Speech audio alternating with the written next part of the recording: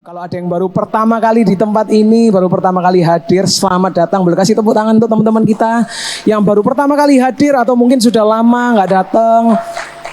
Senang sekali kalian bisa ikut di tempat ini bersama-sama. Thank you. Perkenalkan, namaku Joshua dan aku adalah salah satu dari tim pastoral di tempat ini, salah satu pastor di tempat ini.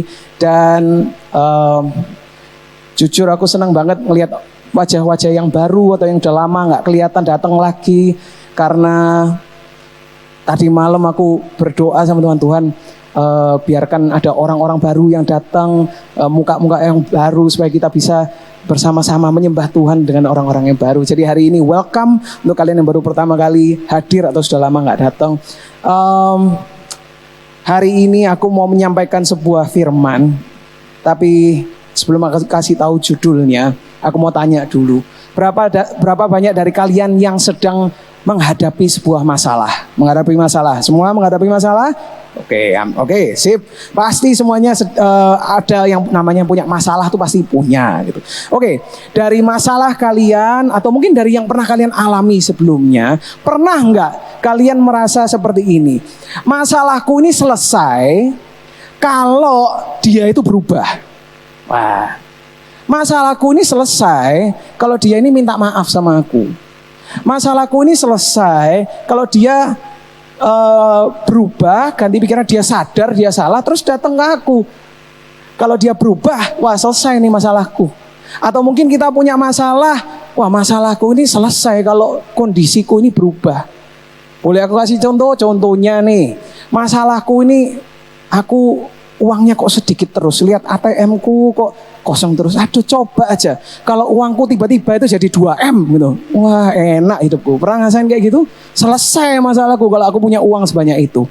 Atau mungkin kalau kita lagi bertengkar, yang sini pacaran atau punya pasangan, coba aja pasanganku ini ngerti dikit yo. Coba kalau pacarku ini bisa ngertiin aku. Coba kalau dia berubah. Atau kalau yang sini single, enggak apa-apa yang single. Yang single masalahnya mungkin, ya apa ya, aku kok enggak punya pacar gitu ya. Mungkin kalian berpikir seperti itu. Tapi pernah enggak merasa bahwa masalahku ini selesai kalau ada yang berubah? Entah itu kondisiku atau itu orang lain. Nah, kalau kalian pernah mengalami seperti itu, contoh tadi yang orang ini yang harusnya berubah, biasanya yang terjadi adalah kira-kira orang itu berubah atau enggak? Biasanya enggak, betul? Kita berpikir kondisi mesti sadar, kok gak sadar-sadar orang ini. Kita pikir orang ini harusnya berubah, malah gak sadar-sadar. Kita sudah kode-kode, kita sudah sindir-sindir, enggak berubah-berubah, tetap aja enggak minta maaf, enggak tahu diri, enggak sadar. Akhirnya apa? Masalahnya kita enggak selesai-selesai. Nah, kalau kalian sering mengalami seperti itu atau pernah mengalami seperti itu, hari ini aku mau membawakan firman khusus untuk kalian. Kalau masalah kalian tidak selesai, judul dari firmanku hari ini adalah, boleh dibuka? Menyelesaikan masalah dengan perubahan. Boleh katakan bersama-sama, 1, 2, 3. Menyelesaikan masalah dengan perubahan. Sip. Kita menyelesaikan masalah dengan perubahan. Kalau pernah mengalami, masalahku ini selesai kalau dia ini berubah. Masalahku ini selesai kalau kondisiku ini berubah. Nah, kita hari ini mau belajar sama-sama dari Yunus. Kalau kita buka Yunus, kalian mau baca nanti di rumah sendiri, pasal 1 sampai 4, enggak panjang kok ceritanya. Tapi Yunus itu siapa sih sebetulnya? Yunus itu adalah seorang nabi. Dia ini juru bicaranya Tuhan. Jadi Tuhan berbicara sama dia untuk menyampaikan pesan kepada orang lain. Itu tugasnya dia. Nah, jadi suatu hari Yunus ini mendapatkan pesan dari Tuhan. Yunus, aku perlu kamu untuk nyampein satu pesan ke orang-orang Niniwe. Katakan Niniwe. Nah, orang-orang Niniwe ini, Niniwe itu ibu kotanya Assyria. Orang-orang Niniwe atau orang-orang Assyria itu terkenal kejam. Jadi mereka itu beberapa kali menyerang Israel, dan orang-orangnya Israel ini tidak cuma diserang terus kalah, tapi mereka tuh disiksa. Jadi mereka ini terkenal orang-orang yang liar, orang-orang yang jahat, yang suka menyiksa. Jadi waktu Yunus dibilangi, Yunus, aku mau kamu untuk pergi ke Niniwe. Dia bilang apa kira-kira? Enggak. Oh, aku enggak mau. Aku tidak mau kalau orang-orang itu. Saking bencinya Yunus dengan orang Niniwe ini, dia bukannya pergi ke Niniwe, dia memutuskan untuk pergi ke tempat lain yang namanya Tarsis. Nah, aku kasih bayangan aja ya. Posisinya Yunus dari tempatnya dia berada pergi ke Niniwe, itu kira-kira jauhnya itu seperti kalian dari Jakarta ke Surabaya. Nah, pernah? Yang pernah dari Jakarta ke Surabaya? Nah, kira-kira perjalanan seperti itu. Saking bencinya dia sama orang-orang Niniwe ini, waktu Tuhan bilang sama dia, Yunus kamu pergi ke Niniwe. Nggak mau. Dia pergi ke arah yang satunya. Tahu kira-kira sejauh apa? Jauhnya itu seakan-akan dia dari Jakarta pergi ke Cina. Saking bencinya itu dia pergi jauh banget. Padahal nggak perlu jauh-jauh, bisa sebenarnya. Tapi dia pergi jauh banget. Nggak, aku mau pergi ke tempat yang paling jauh supaya aku nggak usah pergi ke Niniwe. Di tengah perjalanannya dia ini tiba-tiba waktu dia naik sebuah kapal, rame-rame banyak orang situ, tiba-tiba ada sebuah badai. Nah, di badai ini yang sangat besar, orang-orang di kapal itu ketakutan. Tapi Yunus ini bisa tidur di bawah. Waktu dia tidur di bawah, tiba-tiba ada yang bangunin dia. Ayo bangun kamu, panggil Tuhanmu. Mereka panggil semua Tuhannya mereka. Kamu panggil Tuhanmu. Tidak bisa apa-apa mereka. Lalu mereka bilang kayak gini, saking mereka ini stresnya, mereka takut. Udah gini aja, kita pakai undian ya. Kita pakai undian, terus hasil dari undian itu kita lihat. Kayaknya orang itu yang nanti jadi yang bermasalah tuh orang itu. Jadi mereka pakai undian, undi-undi dipilih, dan ternyata yang kena Yunus. Dan waktu Yunus mendapatkan undi-undi itu, waktu dibilangi, wah ini salahmu, kamu ngelakuin apa? Orang-orang tanya, kamu ngelakuin apa kok sampai kayak gini? Akhirnya mereka bingung, mereka bilang, Yunus, ini kita mesti ngapain? Kita tidak tahu lagi harus ngapain. Lalu Yunus, dia bilang sama orang-orang, oke, kalau gitu kamu angkat aku, kamu buang aku ke dalam laut, nanti akan reda. Karena mereka ketakutan, mereka bingung, mereka melakukan tuh. Yunus diangkat, dilempar. Waktu begitu dilempar, langsung reda. Tidak lama setelah itu, tiba-tiba ada ikan besar yang datang memakan Yunus. Memakan tapi nggak ditelan untungnya. Jadi Yunus selama 3 malam, dia ada di dalam paus ini. Kok paus? Ikan yang besar lah, ada yang bilang itu paus. Ikan yang besar. Dan selama dia ada di dalam situ, kalau kalian nanti baca di Yunus 2, dikatakan Yunus itu mengucap syukur kepada Tuhan. Di dalam perut ikan dia mengucap syukur kepada Tuhan karena Yunus mengatakan, Tuhan mendengar aku di tengah kesusahanku, aku sudah diselamatkan. Tapi menurutku yang penting itu ada di ayat ini, ayat 8-9. Dikatakan mereka yang berpegang teguh pada berhala kesia-siaan, ini Yunus yang bilang ya, di dalam doanya dia bilang, mereka yang berpegang teguh pada berhala kesia-siaan, mereka lah yang meninggalkan dia, yang mengasihi mereka dengan setia, tetapi aku dengan ucapan syukur akan kupersembahkan korban kepadamu, apa yang kunasarkan akan kubayar, keselamatan adalah dari Tuhan. Kalau aku boleh ringkas, maksudnya apa sih?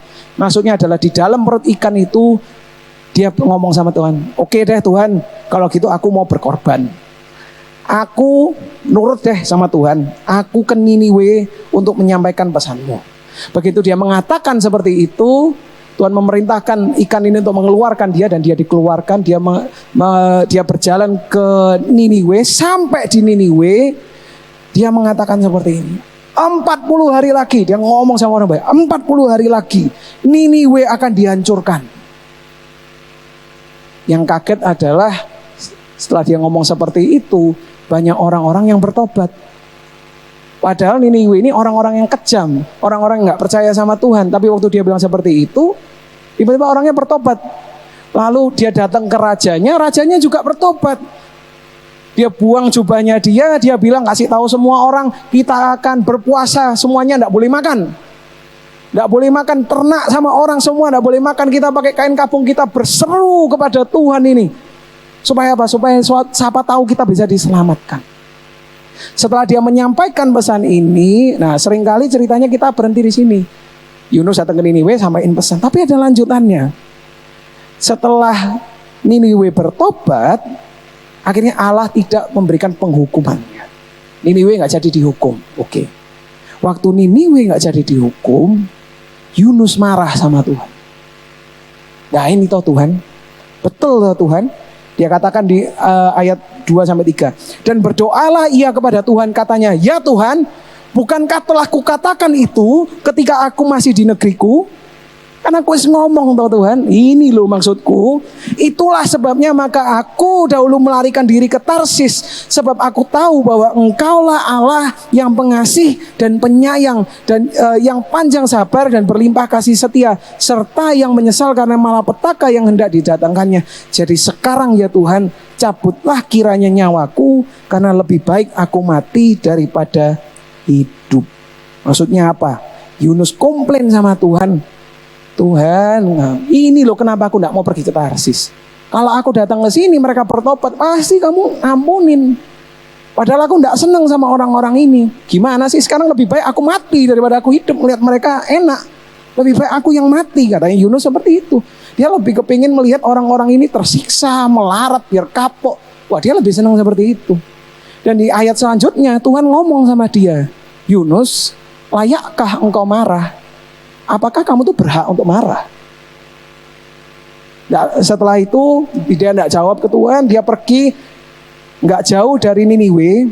Dia membangun sebuah tempat peristirahatan. Kenapa kok dia membuat sebuah tempat peristirahatan? Dia kepengen lihat ini Niniwe nanti jadinya ya apa.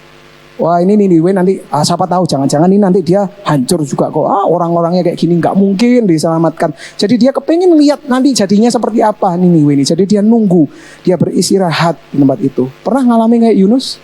Saking bencinya kita stalking. Oh orang ini, lihat aja bentar lagi kapok ini orangnya. Pernah kayak gitu? Lalu waktu dia sedang menunggu di tempat itu, Tuhan menumbuhkan sebuah pohon. Karena situ sangat panas, Tuhan menumbuhkan sebuah pohon dan dia sangat bergembira. Wah enak, ada tempat untuk istirahat, tidak kena panas. Dia senang, berbahagia. Besok paginya Tuhan mengirimkan sebuah ulat untuk memakan pohon ini. Dan akhirnya pohon itu mati. Waktu pohon itu mati, tiba-tiba Tuhan mengirimkan sebuah terik yang panas, sangat panas sekali. Yunus komplain lagi sama Tuhan. Tuhan, kok kamu ini kok pohonnya dimatikan seperti apa? Dia marah-marah sama Tuhan. Lalu Tuhan berkata sama dia, layakkah kamu marah karena pohon itu layu? Layak enggak kamu? Kamu berhak enggak untuk marah kalau pohon itu mati? Lalu Yunus ngomong sama dia, aku layak. Tuhan, aku layak untuk marah, sampai mati pun aku layak.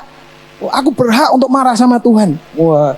Lalu di ayat 10 dikatakan, lalu Allah berfirman, engkau sayang kepada pohon jara itu, yang untuknya sedikit pun engkau tidak berjerih payah, dan yang tidak engkau tumbuhkan, yang tumbuh dalam satu malam dan binasa dalam satu malam pula. Bagaimana aku tidak akan sayang kepada Niniwe, kota yang besar itu, yang berpenduduk lebih dari 120.000 orang, semuanya tak tahu membedakan tangan kanan dari tangan kiri dengan ternaknya yang banyak. Maksudnya apa di tempat ini?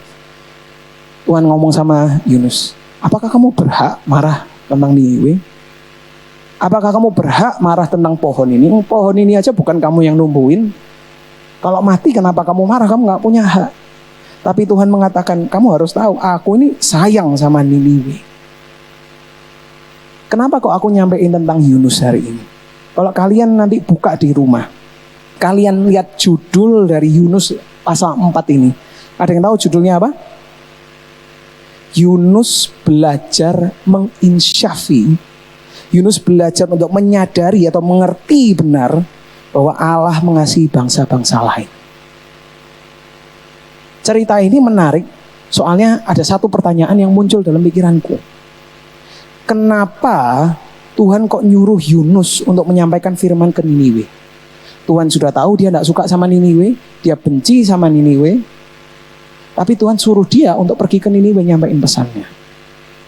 Kalau Tuhan kepingin untuk Niniwe diubahkan, apakah harus pakai Yunus? Apakah harus pakai Yunus?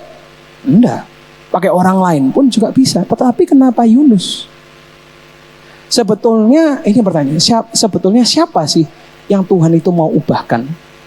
Yunus atau Niniwe? Kadang kalau kita dengar cerita ini kita pikir, oh Tuhan mau ngubahin Niniwe. Tapi semakin aku belajar, aku lihat loh, kalau Tuhan mau ngubahin Niniwe, enggak perlu Yunus. Pakai orang lain pun juga bisa. Kenapa kau pakai Yunus? Alasannya adalah karena Tuhan enggak cuma mau mengubahkan Niniwe. Tuhan mau mengubahkan Yunus. Tuhan minta Yunus karena Tuhan bukan cuma mau mengubahkan Niniwe, tapi mau mengubahkan Yunus. Tuhan mau memproses Yunus. Semuanya katakan proses. Tuhan mau memproses Yunus. Kadang, kenapa kok aku tadi tanya tentang masalah? Kadang kita ini kalau menghadapi sebuah masalah, kita merasa bahwa mereka itu masalahnya. Orang itu yang bikin masalah. Orang itu yang kurang ajar. Harusnya dia yang minta maaf sama aku. Harusnya dia yang perlu berubah. Tapi pernah nggak kita berpikir, kira-kira apa ya yang perlu aku rubah? Kalau kita menghadapi sebuah masalah, pernah nggak kita pikir, aku perlu berubah apa ya? Atau apakah kita langsung berpikir, ini salah ya orang itu. Wah, ini orang nggak bener orangnya ini. Yang mana pikiran kita? Apa yang perlu aku ubah? Tuhan, apa sih yang mau Engkau ubahkan dari aku? Kalau aku menghadapi sebuah masalah, Tuhan mau ngajarin aku apa dari masalah ini? Pernah nggak kita bertanya seperti itu? Ada 3 hal hari ini yang aku mau kita pelajari. 3 hal yang membuat kita ini tidak mau berubah. 3 hal yang membuat kita tidak mau berubah. Yang pertama adalah sombong. Katakan sombong. Kesombongan. Yang kedua adalah sok suci. Katakan sok suci. Aku enggak tahu bahasa formalnya apa. Aku tahunya sok suci. Kesok suciannya orang gitu. Dan yang ketiga adalah egois. Katakan egois. Nah, 3 ini sangat penting karena yang membuat kita tidak mau berubah itu 3 ini. Orang yang punya kesombongan, orang yang sombong, dia akan mengatakan, aku gak perlu berubah. Aku gak perlu berubah, yang perlu berubah itu kamu. Itu orang yang sombong. Orang yang sok suci, orang ini datang ke gereja, sudah hidupnya seakan-akan sudah benar, dia mengatakan bahwa aku sudah berubah. Aku sudah nggak perlu berubah lagi. Kamu sekarang yang perlu berubah. Orang yang sok suci. Tapi orang yang egois mengatakan, aku nggak ngurus. Mungkin aku yang perlu berubah, tapi aku nggak peduli. Aku nggak peduli. Kamu yang berubah, bukan aku. 3 hal ini adalah hal-hal yang membuat kita tidak mau berubah. Apakah kita punya kesombongan di dalam diri kita, seakan-akan kita merasa bahwa sudah sempurna, atau kita seperti orang-orang yang sok suci ini, kita, oh aku sudah benar kok, hidupku udah benar. Atau apakah kita egois, mau tidak mau pokoknya dia yang berubah. Apakah kita punya salah satu dari ketiga ini? Kalau kita tidak mau berubah, kalau kamu tidak mau berubah, seringkali gampang untuk menyalahkan orang lain atau situasi kita. Gampang untuk menyalahkan orang lain. Kok bisa? Karena sudah kebiasaan. Coba kita lihat dari zaman bahula, waktu Hawa dan Adam jatuh ke dalam dosa. Adam tanya, kamu makan buah? Siapa yang disalahin? Siapa yang disalahin? Hawa. Waktu Hawa bilang, kamu, ini gara-gara kamu, bukan? Loh bukan, ini karena ular itu nunjuk, betul? Dari zaman dulu kita udah nunjuk-nunjukan. Nah hari ini aku mau nyoba kita melakukan sebuah exercise sedikit, kita gerak sedikit. Coba kalian siapkan tanganmu. Biasanya kalian kalau nuduh orang pakai tangan kanan, tangan kiri disiapkan tangannya. Nah sekarang aku mau kalian untuk hitungan ketiga, tunjuk orang dan bilang, ini semua salahmu. Nah siap? Belum. 1, 2, 3. Ini semua salahmu. Oh, aku enggak boleh. Nah, sebentar. Ditahan tangannya. Di sini ada yang pinter. Ada yang nunjuknya kayak gini. Ini semua salahmu. Karena ini poinku. Waktu kita nunjuk orang, coba dilihat tangannya. Waktu kita nunjuk orang, berapa jari yang arahnya ke orang itu? Misalnya aku nunjuk Yuel. Berapa jari yang nunjuk ke Yuel? 1, ada yang bilang jempolnya juga. Oke, 2 lah. 2, wes ya tak diskon 2, gak apa-apa. Yang 3 kemana? Ke diri sendiri. Maksudnya apa? Aku bukan berarti kasih tahu kalian kalau kalian ada mengalami masalah, terus kalian merasa bahwa oh aku ini yang salah gitu. Bukan mental kayak korban. Oh iya memang aku yang salah atau apa, bukan. Tapi ini adalah menjadi sebuah pengingat bahwa ketika kita mengalami sebuah masalah dan kita nunjuk, salahmu. Kita harus tahu kadang masalah itu juga ada dari kita. Kadang nggak cuma mereka yang perlu berubah, kita pun perlu untuk berubah. Bukan menuduh diri sendiri, tapi kita ingat bahwa kita pun juga perlu berubah. Jangan-jangan aku ini juga punya salah.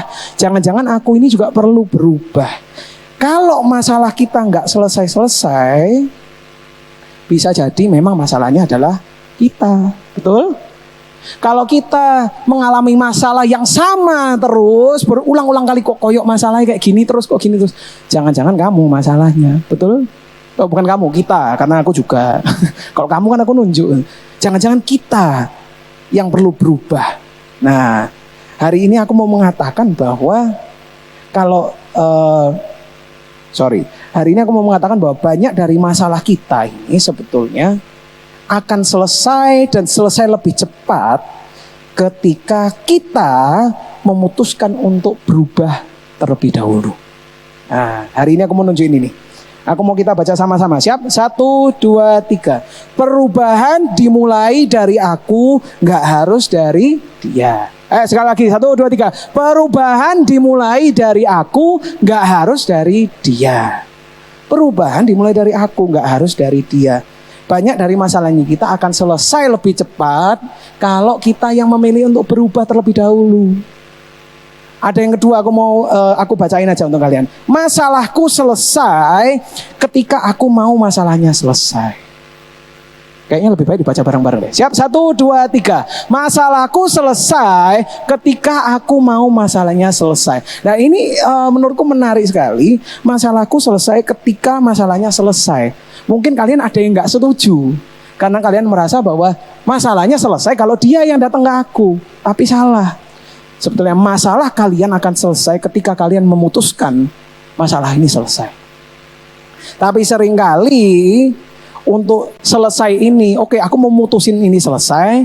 Kalau apa? Kalau dia berubah, kalau dia datang ke aku minta maaf, kalau dia sadar diri sampai dia nangis-nangis ke aku, atau bahkan ada yang merasa masalah ini tidak akan pernah selesai sampai aku mati pun tidak mau tak selesaiin masalah ini. Yang milih masalah ini selesai atau tidak siapa?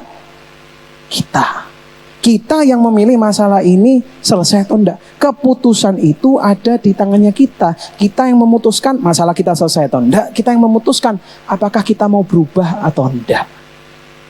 Masalahnya kadang kita merasa enggak adil, betul? Enggak adil Tuhan. Kan dia yang salah. Kan dia memang yang kurang ajar. Kan enggak adil. Jadi akhirnya kita memutuskan masalahnya kita enggak akan selesai sampai adil. Masalahku tidak selesai sampai dia yang datang ke aku minta maaf. Kan aku berhak untuk marah. Kan aku berhak, ini masalahku nggak selesai karena dia yang kurang ajar. Aku berhak untuk marah. Kalau kalian merasa seperti itu, hari ini aku mau ngasih tahu, aku ngerti perasaan kalian. Karena aku pun juga pernah ngerasa kayak gitu. Sampai sekarang pun kadang aku juga masih merasa seperti itu. Nggak adil. Kayak Yunus mengatakan, nggak adil Tuhan, nggak adil. Tapi hari ini aku mau ngomong bahwa kalau kita memutuskan untuk meneruskan masalah ini, yang rugi siapa? Kita. Kalau kita tidak menyelesaikan masalah, yang rugi kita. Kenapa kok kita yang rugi? Karena masalah kita nggak selesai-selesai.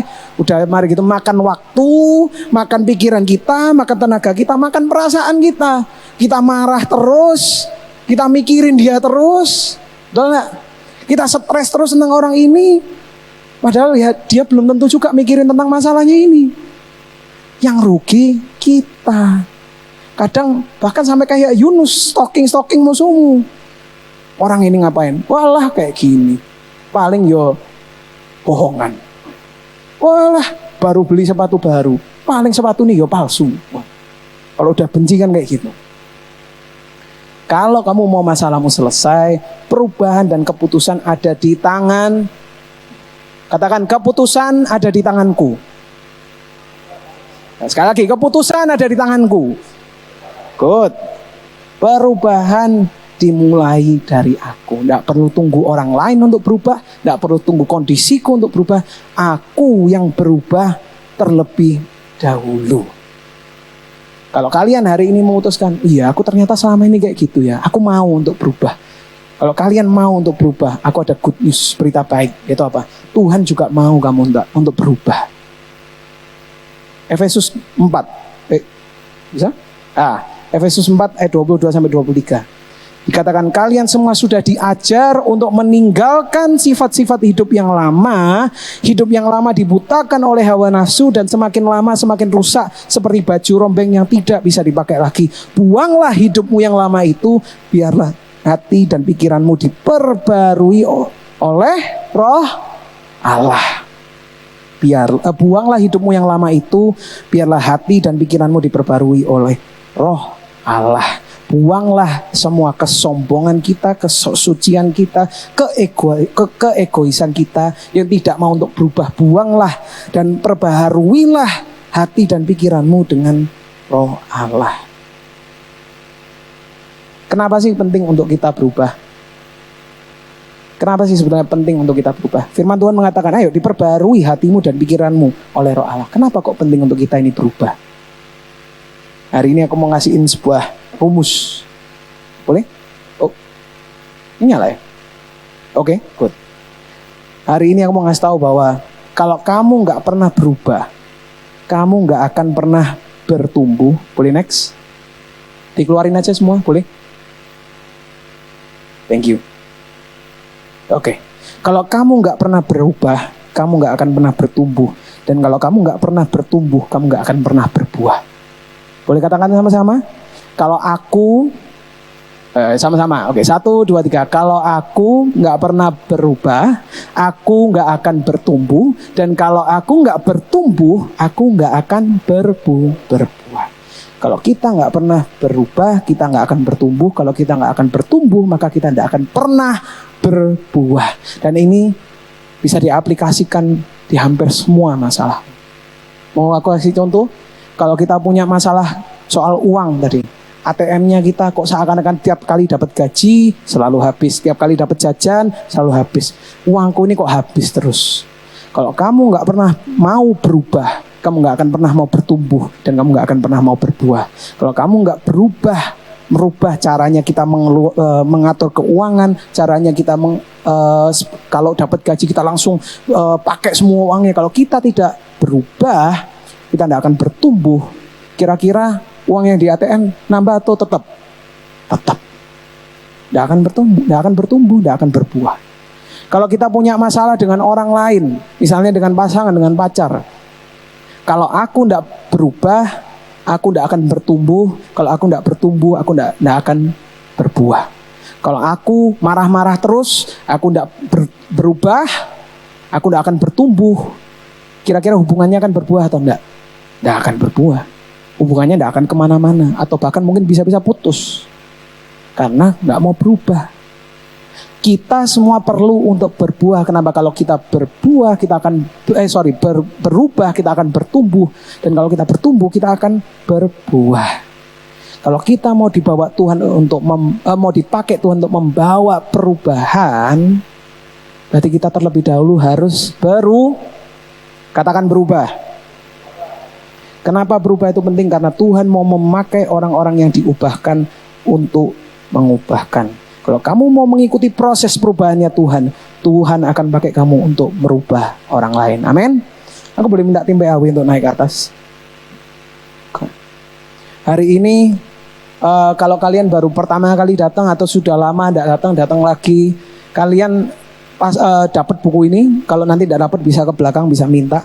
Tapi di buku ini di depannya ada sebuah tulisan, dan tulisannya itu adalah boleh dikeluarkan tulisannya? Kembali ke PPT? Oke, nggak apa-apa. Tapi di depan buku ini ada tulisannya Be the Movement. Be the Movement. Kalau aku translatekan ke bahasa Indonesianya adalah jadilah kegerakan. Tapi susah untuk aku cuma translatein, aku jelasin aja. Maksudnya Be the Movement itu seperti apa? Kalau kalian kepingin untuk melihat sebuah perubahan, jangan nunggu untuk sebuah perubahan, tapi jadilah perubahan. Intinya itu. Kalau kalian mau melihat sebuah perubahan, sebuah kegerakan di dalam kehidupan kalian, jangan tunggu orang lain atau kondisi mengubahkan hidupmu. Jangan tunggu orang lain atau kondisi mengubahkan hidupmu. Tetapi ubahlah hidupmu supaya kamu mengubahkan kondisimu dan orang lain.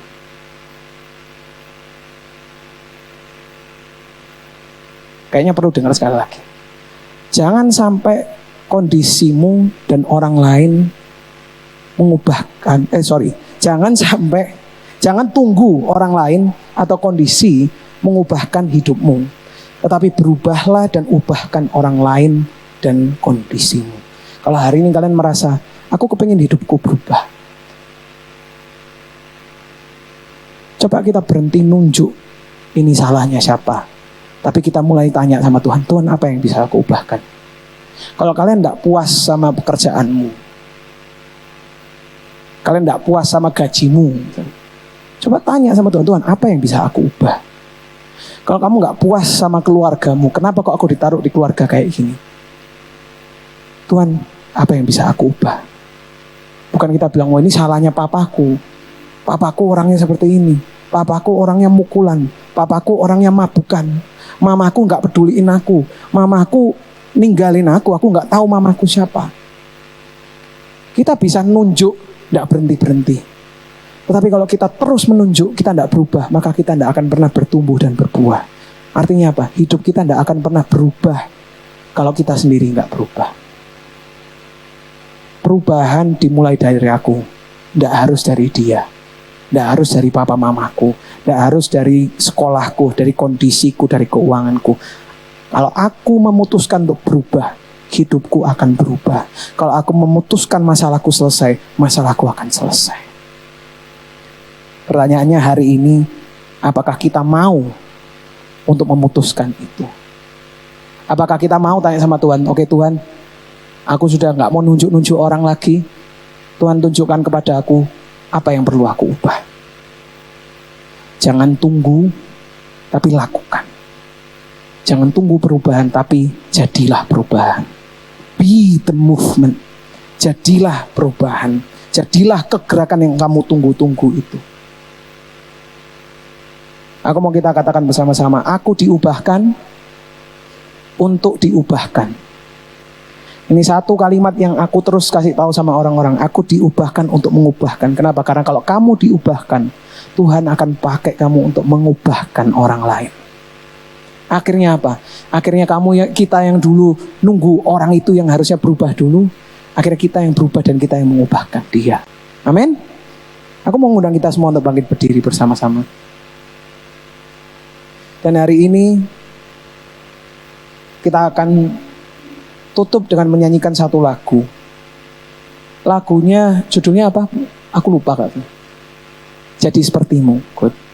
Lagunya itu Jadi Sepertimu judulnya. Tetapi liriknya yang aku sangat suka adalah, kalau boleh dibuka bagian refnya, boleh?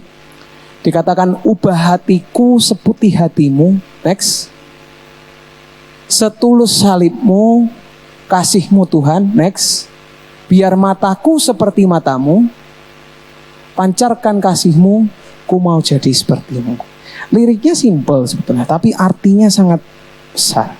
Hari ini kalau kalian hidupnya penuh dengan masalah, kalian kena masalah terus-terusan, kalian tidak bisa menyelesaikan masalah ini, masalah itu tidak selesai-selesai terus. Hari ini Tuhan mau ngomong sama kalian, oke, kalau gitu hari ini coba aku mau ubahkan kamu. Mau tidak kita diubahkan menjadi seperti Tuhan? Mau tidak kita diubahkan hati kita seperti hatinya Tuhan, mata kita seperti matanya Tuhan? Ada satu yang aku mau nambahin tadi. Kenapa kok aku bilang kita tanya sama Tuhan apa yang mau Tuhan ubahkan? Karena gampang sekali untuk kita ngomong, aku mau ngubahin ini, tapi ternyata masalahnya bukan itu. Kalau kalian baca ceritanya Yunus, kita pikir pertama masalahnya dia adalah dia nggak taat. Kalau kita baca, oh Yunus ini nggak taat orangnya, salah. Masalahnya Yunus bukan tidak taat. Masalahnya Yunus adalah kebencian. Dan untuk berubah itu bukan berarti dia akan taat kepada Tuhan. Bukan itu solusinya. Karena dia sudah taat sama Tuhan, tapi dia tetap perlu belajar yang lain. Belajarnya apa? Dia perlu belajar untuk mengampuni. Dia perlu belajar untuk mengasihi. Dia perlu belajar untuk menunjukkan kasih karunia kepada orang lain. Hari ini kalau kalian menghadapi sebuah masalah, terutama dengan orang lain, coba kalian pikir kira-kira apa yang mau diubahkan di dalam hidupku. Tuhan mau ngajarin aku apa. Dan Tuhan akan menunjukkan kepada kalian, ini loh yang aku mau ngajarin. Dan ketika kamu bilang, oke Tuhan aku mau berubah. Ketika kamu berubah, kamu akan bertumbuh dan kamu akan berbuah. Amin.